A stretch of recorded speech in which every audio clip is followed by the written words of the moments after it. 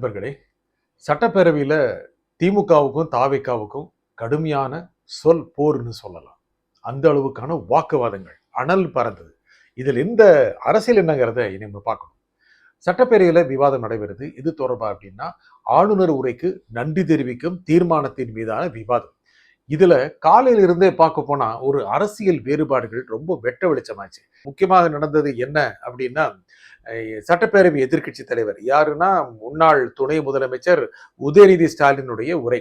அந்த உரையில அவர் அதிகம் பேசினது என்ன அப்படின்னா, எதுக்குங்க ஆளுநர் உரையின் போது 2 தடவை தேசிய கீதம் பண்ணீங்க, உங்களுக்கு அவனுக்கு என்ன சமரசம் ஏற்பட்டிருக்கு அப்படின்னு கேட்டார். எங்க அதுல என்ன தப்பு இருக்கு அப்படின்னு சபாநாயகர் தொடர்ந்து கேட்கிறார். அவன் என்னங்க தப்பு இருக்கு, நம்முடைய தமிழ் தாய் வாழ்த்து முதலில் பாடப்பட்டது, 2 முறை தேசிய கீதம் பாடினால் என்ன, அதுல தவறு இருக்கிறதா என்று சொல்லுங்கள் அப்படின்னு சொன்னார். ஆனா அதுல ஒன்றும் தவறு இருக்க மாதிரி சொல்லல. இதற்கு முன்னால் அப்படி செய்யப்பட்டதில்லையே அப்படின்னு உதயநிதி ஸ்டாலின் சொன்னாலும் மக்கள் மனசுல என்ன இருக்கு அப்படின்னா, தேசிய கீதம் பாடுறதுல அவங்களுக்கு என்ன பிரச்சனை இருக்கிற மாதிரி தெரியலைங்க. அவங்களுக்கு ஒருவேளை வந்தே மாதரம் பாடுவதாக இருந்தால் ஏதோ மத்திய பாஜக அரசின் திட்டங்களுக்கு ஏற்றாற் போல தமிழக அரசு மாறிவிட்டதோங்கிற சந்தேகத்தை முன்வைக்கிற பட்சத்துல அதை ஏத்துக்குவாங்க. ஆனா அது முடியல. அவரு உதயநிதி ஸ்டாலின் அதிகமா சொன்னது என்னன்னா, இந்த சோஃபா கலாச்சாரம் பத்தி பேசினாருங்க. அவர் அதிகமா இப்போ சோஃபா பத்தி தான் பேசுறாரு. என்னன்னு தெரியல, ஒரு சினிமாக்காரரா இருக்கிறதுனால, ஆளுகிறவர் ஒரு சினிமாக்காரரா இருக்கிறதுனால சினிமால வந்த விஷயங்களை பத்தி தான் பேசணுங்கிற மாதிரி ஆயிட்டார் மாதிரி இருக்கு. அதுக்கு ராஜ்மோகன் தகுந்த பதிலடி கொடுத்தாருங்க. எதிர்கட்சியில் இருக்கின்ற கூட்டணி கட்சி தலைவர்கள் எல்லாம் பிளாஸ்டிக் செல்ல உட்கார வைக்கிறவங்க தானே அப்படின்னு பேசணும்னு கொஞ்சம் திமுக காரங்களும் கொஞ்சம் அசந்து தான் போயிட்டாங்க. என்னங்க இப்படி பேசிடுவாங்களா அப்படின்னு எதிர்பார்க்கவே இல்லை. ராஜ்மோகன் அவருடைய திரு விஜய் தலைமையிலான அமைச்சரவையில் ரொம்ப நல்லா பேசக்கூடியவரா ராஜ்மோகன் இருக்கிறாருங்க. பள்ளி கல்வித்துறை அமைச்சர் ராஜ்மோகன் எப்படி பேசணும், எவ்வளவு பேசணும், எந்த அளவுக்கு பேசணும், எப்படி பேசினா வாயடைத்து போக வைக்க முடியும் அப்படிங்கிறது நுணுக்கம் தெரிஞ்சவரா இருக்கிறாரு. இன்னைக்கு முதலமைச்சர் திரு விஜயுடைய பிறந்தநாள் அல்லவா, எல்லாரும் வாழ்த்து தெரிவிச்சிட்டாங்க. எல்லாரும் ஒரு வகையில வாழ்த்து தெரிவிச்சாங்க. எதிர்கட்சி தலைவர் திரு உதயநிதி ஸ்டாலினும் வாழ்த்து தெரிவிச்சாரு. அப்புறம் அமமுக உறுப்பினர் அவர் தான் இந்த பக்கம் வந்துட்டாரு. அவர் கிட்டத்தட்ட எந்திரிச்சு 8 தடவை சொல்ல வேண்டியதா போச்சுங்க. அதுல முதலமைச்சர் விஜய் சிரிச்சிட்டாருங்க. அதுதாங்க எல்லா ஊடகத்திலும் இன்னைக்கு செய்தியா போச்சு.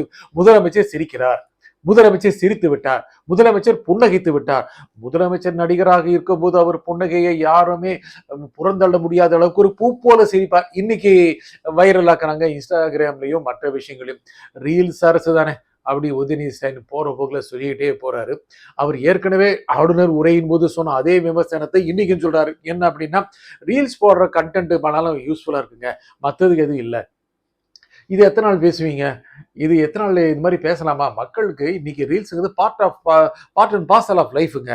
இன்னைக்கு ரீல்ஸ் ஷார்ட்ஸ் எல்லாமே பார்த்துட்டு இருக்காங்க மக்கள். ஓப்பன் பண்ணி நம்ம மொபைல் வச்சிருக்கீங்களா, எதுல ரீல்ஸ் இல்லை, உங்களுக்கு வாட்ஸ்அப் வச்சு ரீல்ஸ் வருது, அதுலயும் ஷார்ட்ஸ் இருக்கு, யூடியூப்ல வருது. அப்புறம் அதுதான் அரசுடைய திட்டம், அதுதான் அரசுடைய செயல்பாடுகள் அப்படின்னு சுருக்க முடியுமா? மக்கள் பார்த்துட்டு தானே இருக்காங்க.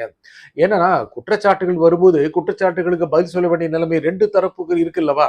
ஏன்னா வந்து ஒரு 40 நாட்கள் ஆன ஒரு அரசை பற்றி கிட்டத்தட்ட 5 ஆண்டுகள் ஆண்ட ஒரு கட்சி சேர்ந்தவர்கள் புகார் சொல்லும்போது மக்கள் அதை உன்னிப்பா பார்க்கறாங்கல்ல. அதனால்தான் அறநிலைத்துறை அமைச்சர் ரமேஷுக்கும் முன்னாள் அறநிலைத்துறை அமைச்சர் சேகர் பாபுக்கும் இடையே நிறைய கருத்து மோதல் வந்துச்சு. ஐயா, குன்னூர்ல இருக்கிற கோயிலுக்கு அங்கே டாய்லெட்டே கட்டலையே, அதுக்கு போய் மல்டி லெவல் பார்க்கிங் வேணுமா அப்படின்னு ரமேஷ் கேட்டாரு. ஐயா, மல்டி லெவல் பார்க்கிங் அந்த கோயிலுக்கு மட்டுமல்ல, அங்கே சுற்று வட்டாரத்துக்கு இருக்கின்ற பல்வேறு கோயில்களுக்கும் அந்த பகுதியில் வருகின்ற சுற்றுலா பயணிகளுக்கும் இதே பேர் குறையாக சொல்றீங்களா, அது தனிப்பட்ட முறையில் அமைச்சர் செய்யறது இல்லைங்க, சட்டப்பேரவை உறுப்பினர்களுடைய விருப்பத்திற்கு இணங்கத்தான் செய்யப்படுகிறது அப்படின்னு சொன்னாலும் கூட, ஆனா ரமேஷ் அடங்குற மாதிரி தெரியலீங்க. ஒரு முக்கியமான அமைச்சரா இருக்காருங்க, கொடுக்கப்பட்ட அறநிலையத்துறை அமைச்சரா இருந்தாலும் ஏதோ எல்லாமே தெரிஞ்சு பேசுறவங்க இருக்கிறாரு, அருமையா பேசுறாரு. அவர் சொன்னாரு, எதுக்குங்க, எதுக்கு அது அதோடைய கோயில் நிர்வாகத்திலிருந்து எதுக்கு அதுக்கு செலவு பண்ணணும், அதற்கு அது வேறு அரசு திட்டங்களை செயல்படுத்தலாம் அல்லவா, அங்கு சாதாரண மக்கள் வந்து போகிற போது அடிப்படை வசதிகளை எதிர்பார்க்கிறார்கள், அதை செய்ய வேண்டும் அல்லவா. இது ஒரு பெரிய ஹைலைட் ஆகி போச்சு. எப்படிங்க இதை இந்த மாதிரி பேசலாம் அப்படிங்கிற விஷயத்தை ஆகி போச்சு. அதுக்கப்புறம் பாலியல் வன்கொடுமைகள் பற்றி உதயநிதி ஸ்டாலின் முன்னாள் துணை முதலமைச்சர் இந்நாள் எதிர்க்கட்சி தலைவர் பேசு, என்னங்க நாளுக்கு நாள் நடந்துகிட்டே இருக்கு, நீங்க என்ன பண்ணிட்டு இருக்கீங்க, அமைச்சர் பேச மாட்டேங்கிறாங்க, அதுக்கு பொறுப்பு வகிக்கின்ற காவல்துறைக்கு பொறுப்பு வகிக்கின்ற முதலமைச்சர் விஜய் பேச மாட்டேங்கிறாரு அப்படின்னு பேசும்போது ஆதவர்ஜனா வச்சு செஞ்சுட்டாரு. எத்தனை குற்றம் நடக்குது, எத்தனை பதிவுகள் இருக்கு, எந்த வேகமாக பதிவு செய்யப்படுது அப்படின்னு ராஜ்பவன் விட்டு வைக்கல.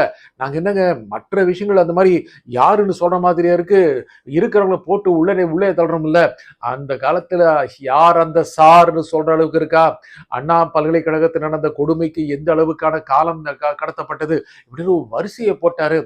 இதுல ஒரு நல்ல ஒரு 2020 மேட்ச் மாதிரி இருந்துச்சுங்க. முக்கியமாக சட்டப்பேரவையுடைய எண்ணி விவாதங்கள் பார்க்கும்போது 2020 மேட்ச் எல்லாருக்குமே திரு விஜய் அவர்கள் ஆட்சிக்கு வந்த பிறகுதான் சட்டப்பேரவை கூட்டத்தொடரை, சட்டப்பேரவை நிகழ்வுகளை பார்க்கணுங்கிற ஆர்வம் சாதாரண மக்கள் கிட்ட அதிகமா வந்துருச்சு. எல்லாரையும் உன்னிப்பா கவனிக்கிறாங்க. அரசாங்கம் என்ன சொல்லுகிறது, எதிர்கட்சியில் இருப்பவர் என்ன சொல்கிறார்கள், எல்லாமே பார்க்கறாங்க. மின்சாரம் எங்க போகுது, பெரம்பூர்ல பெரம்பூர் பகுதியில் அதிக அளவுக்கு மின் தடை ஏற்படுகிறது அப்படின்னு சொல்லிட்டு உதயநிதி ஸ்டாலின் சொன்னதுக்கு தகுந்த விளக்கங்கள் கொடுக்கப்படுது. நிர்மல்குமார் சொன்னாரு, இன்னைக்கு தமிழகத்தை பொறுத்த வரைக்கும் 50-55 இடங்கள்ல நடக்குது, அதற்கான காரணம் என்ன, ஊழியர் பற்றாக்குறை இருக்கு அப்படின்னா செந்தில் பாலாஜி அதே ஊழியரை வச்சுட்டு தாங்க நாங்க செஞ்சோம் அப்படின்ட்டாரு. ஆனால் பின்னணி நடப்பது என்ன, எங்கெங்க நிறைய இடங்கள்ல சிசிடிவி அகற்றப்பட்டது, அங்கெல்லாம் கண்காணிப்பு குழு வைக்கப்பட்டிருக்கிறது, எங்க என்ன விதமான கலாச்சாரம் நடக்குதுங்க அப்படின்னு நிறைய பேர் பேச ஆரம்பிச்சிட்டாங்க. எங்க ஃபியூஸ் கட்டை போடுகிற ஒரு கலாச்சாரமா இப்படிங்கிற பேச்செல்லாம் வந்துச்சு. மக்கள் அது உனிமை பார்க்கறாங்க. மக்களுக்கு என்ன வேணும், நீங்க எதிர்கட்சியோ ஆளுங்கட்சி செய்வதற்கு தடை எதுவும் இருக்கக்கூடாது. ஆளுங்கட்சிக்கு நிச்சயமாக எதிர்கட்சியுடைய விமர்சனங்கள் தேவை.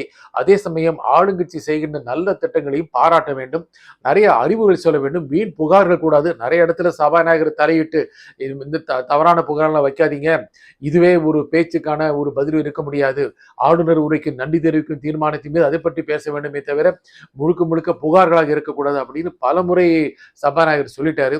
அதுக்கப்புறமும் ரொம்ப விவாதங்கள் ரொம்ப சூடாத்தான் இருந்துச்சு. மக்களுக்கு ரொம்ப பயனுள்ளதா இருந்திருக்குங்க.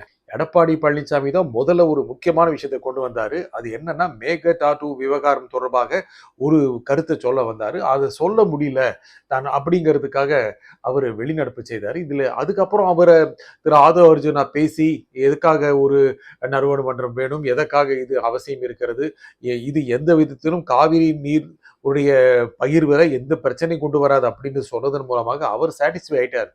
அவர் வெளிநடப்பு செஞ்ச போது வேலுமணி வெளிநடப்பு செய்யவில்லை. இன்னும் 4 பேர் அப்புறம் போய் வேலுமணி சந்திச்சாரு. இதுல இருக்கிற அரசியல்ல பாருங்க, எடப்பாடி பழனிசாமி என்ன பண்ணணும்னு நினைக்கிறாரா, சட்டப்பேரவையை பொறுத்த வரைக்கும் தான் எதிர்கட்சி தலைவர் அப்படின்னு விவாதிக்கவும் முன்னிறுத்தவும் விரும்புறாரு.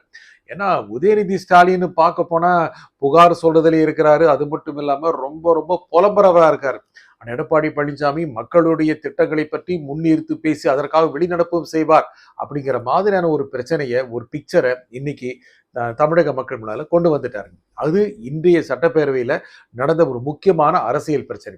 இதுல பின்னணியில நிறைய விஷயங்கள் நடந்துட்டு இருக்கு. முக்கியமாக அதிமுகவிலிருந்து விலக்கப்பட்ட சசிகலா, அப்புறம் கூட்டணி வைத்திருக்கின்ற டிடிவி தினகரன், இவர்களெல்லாம் உள்ளே கொண்டு வரலாங்கிற பேச்சு நடந்துட்டு இருக்கிற இந்த சூழ்நிலையில வருகின்ற தேர்தல்களில் எல்லாம் அதிமுக ஒரு வலுவான கட்சியாக தாவேகாவுக்கு எதிர்கட்சியாக மாறும் அப்படிங்கிற ஒரு நுணுக்கத்தை எடப்பாடி பழனிசாமி கொண்டு வரார்.